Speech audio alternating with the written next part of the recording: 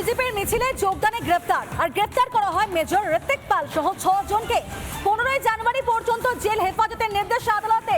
ভাস্কর রয়েছেন এই মুহূর্তে আমাদের সঙ্গে সরাসরি। ভাস্কর, একদিকে সন্দেশখালীর যে ঘটনা ঘটলো, যাতে একেবারে বলা যায় যে মেন অভিযুক্ত সে এখনো পর্যন্ত অধরা, আর যারা প্রতিবাদ করছেন অন্যায় তারাই গ্রেপ্তার হচ্ছেন।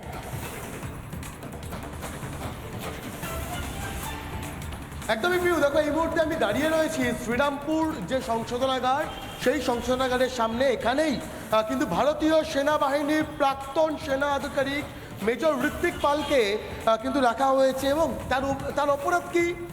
অন্তত পুলিশ যে কারণে তাকে গ্রেপ্তার করেছে সেটা হচ্ছে বিজেপির মিছিলে উপস্থিত থাকার জন্য।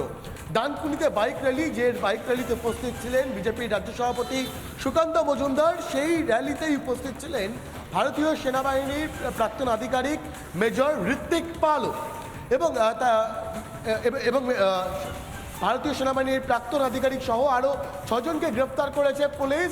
এবং এই মুহূর্তে তারা জেল হেফাজতে রয়েছেন। আজকে ইন্ডিয়ান আর্মি ডে, অর্থাৎ ভারতীয় সেনাবাহিনী দিবস। সেই ভারতীয় সেনাবাহিনী দিবসেই ভারতীয় সেনাবাহিনীর এক প্রাক্তন মেজরকে এই রাজ্যের পুলিশ গ্রেপ্তার করে জেলবন্দি করে রেখেছে, যেখানে এই রাজ্যের পুলিশ শেখ শাহজাহানদের টিকি পর্যন্ত ছুঁতে পারে না।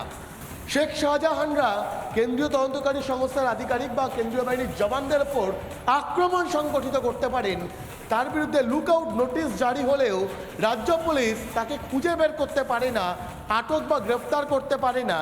ঘটনা 7 দিন পেরিয়ে যাওয়ার পর আটক বা গ্রেপ্তার করে হাতে গোনা 2-4 জনকে। সেই রাজ্য পুলিশ ভারতীয় সেনাবাহিনীর এই প্রাক্তন আধিকারিককে গ্রেফতার করেছে। এই মুহূর্তে তিনি জেল হেফাজতে রয়েছেন। তার অপরাধ একটাই, তিনি বিজেপির যে বাইক র্যালি, সেই বাইক র্যালিতে অংশগ্রহণ করেছিলেন। এবং এই মুহূর্তে দাঁড়িয়ে গোটা বাংলা জানতে চাইছে যে এই রাজ্যের পুলিশ প্রশাসনের ভূমিকাটা কি।